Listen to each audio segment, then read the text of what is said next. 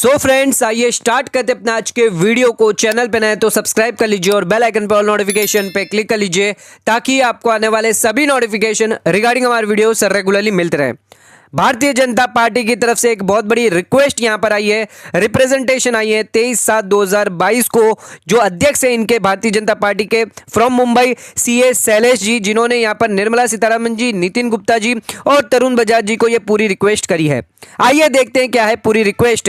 यह रिक्वेस्ट करी गई है for the extension of due date of income tax return और टैक्स ऑडिट को लेकर यहां पर जो भी सिस्टम में ग्लिचेस आने हैं उसको देखते हुए यह एक्सटेंशन यहां पर डिमांड करी गई है।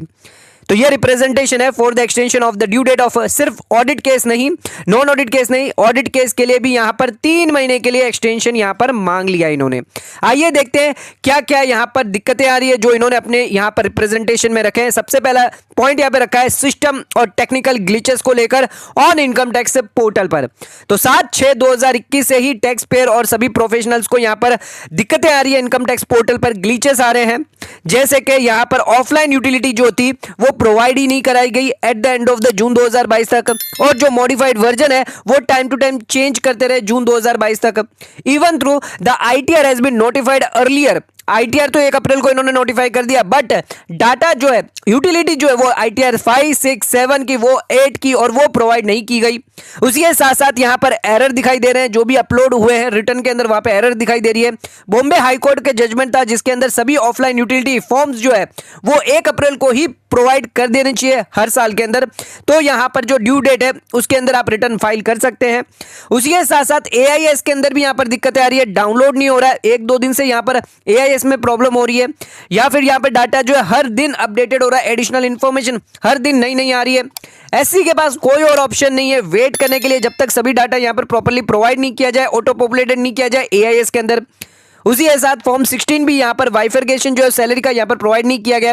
तो रिटर्न ऑफ इनकम में कैसे वो डिफरेंट रो में यहां पर प्रोवाइड करें, basic salary, HRA, leave travel concession, कैसे वो डिटेल ये सभी दे टैक्स पेयर। तो उन्हें यहां पर वेट करना पड़ रहा है। सभी इंफॉर्मेशन जब तक उनके पास नहीं आ जाती है, true and correct return income, तब तक वो नहीं भर पाएंगे, अपलोड नहीं कर पाएंगे। उसके अलावा कुछ ऐसी एंट्री है जो 26AS के अंदर यहां पर मिसिंग है, जो एआईएस के मैच नहीं हो रही है। तो यहां पर कंफ्यूजन क्रिएट किया जा रहा है टैक्स पेयर को और प्रोफेशनल्स में। डीएससी का भी इशू अभी तक सॉल्व नहीं किया है, अभी भी बहुत टाइम लगता है। बिगनिंग प्रॉब्लम जो थी वो अभी भी चल रही है। Log in income tax portal is a big trouble to the most of the tax payers और प्रोफेशनल्स के लिए, very difficulty facing problems. Unusual web traffic आ जाता है कभी कभी। ग्रेवियंस पे पता नहीं क्या क्या रिप्लाई आ रहा है, कोई और जो ग्रेवियंस जो डाल रहे हैं उसके रिलेटेड रिप्लाई आ ही नहीं रहा है। उसके अलावा जो फैसिलिटी है लीगल हायर की, रिप्रेजेंटेटिव की, वो लॉगिन नहीं हो रही है। SC is taking unusually long time because of which legal heirs are not in a position to upload the return of income of डिक्रीज person. System of accounting is not clarified in return of income. AIS के अंदर यहां पर दिक्कत आ रही है। Refund जो है जो आ जाना चाहिए था ऑन और बिफोर 31/3/2022 तक till the AIS so interest on income tax return refund में। उसके साथ साथ डिविडेंड यहां पर जो डिक्लेयर हो गया है बट यहां पर रिसीव नहीं हुआ है 31/3/2022 में, बट वो शो कर रहा है एआईएस में। तो उसे लेना है या नहीं लेना है, वो भी दिक्कतें हैं। कुछ ट्वीट्स थे जिसके अंदर ये क्लियरिफाई किया गया कि 734 रिटर्न अब अपलोडेड हो रहे हैं पर डे के हिसाब से through out the India recently, and AIS showing say transaction in December 2022.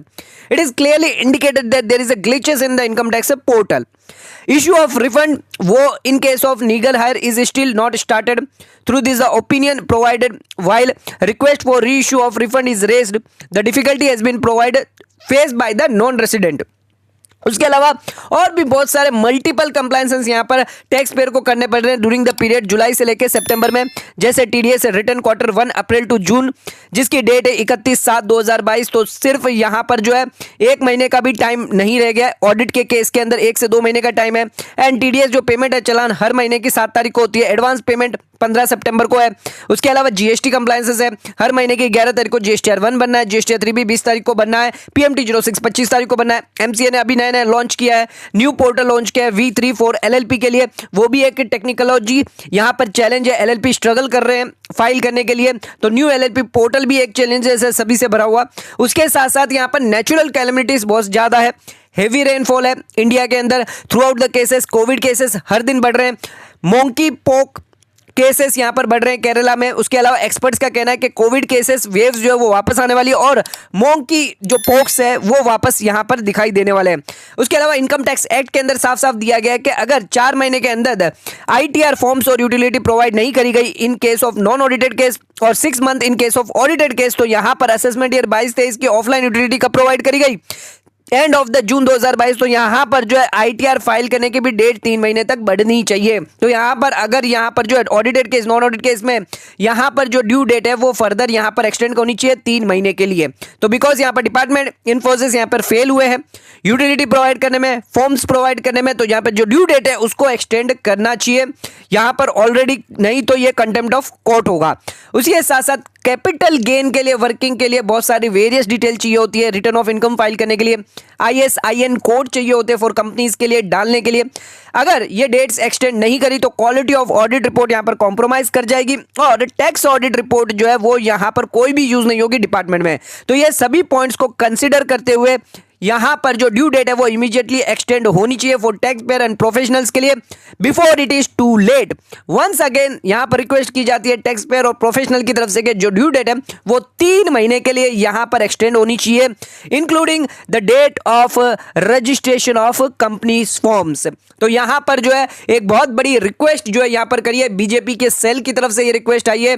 तो यहां पर ड्यू डेट एक्सटेंड करने के लिए सिर्फ 1 या 2 महीने से नहीं चलेगा सर, 3 महीने के लिए एक्सटेंशन के लिए यहां पर डिमांड करिए बिकॉज यहां पर कंटेम्प्ट ऑफ कोर्ट होगा। बिकॉज यहां पर जो यूटिलिटी है वो 4 महीने से पहले प्रोवाइड हो जानी चाहिए, तभी यहां पर जो ड्यू डेट आप फाइल करने के लिए कह सकते हैं। यहां पर यूटिलिटी जून महीने में प्रोवाइड करी तो 3 महीने के लिए यहां पर एक्सटेंशन होना चाहिए। उसके अलावा और भी बहुत सारे कंप्लायंसेस यहां पर करने पड़ रहे हैं सभी टैक्स पेयर को, उन सभी को देखते हुए ड्यू डेट यहां पर 3 महीने के लिए एक्सटेंड होनी चाहिए। आपका क्या कहना है, क्या ऑडिट और नॉन ऑडिट केस की दोनों की ड्यू डेट 3 महीने के लिए एक्सटेंड होनी चाहिए? तो नीचे कमेंट करके हमें बताइए, क्या आप इसको सपोर्ट करते हैं? नीचे कमेंट करके हमें जरूर बताइए। वीडियो पसंद आए चैनल को लाइक और सब्सक्राइब जरूर करेगा, ज्यादा शेयर जरूर करेगा। ऐसी रिप्रेजेंटेशन, ऐसी लेटेस्ट न्यूज हम आपके लिए लाते रहेंगे।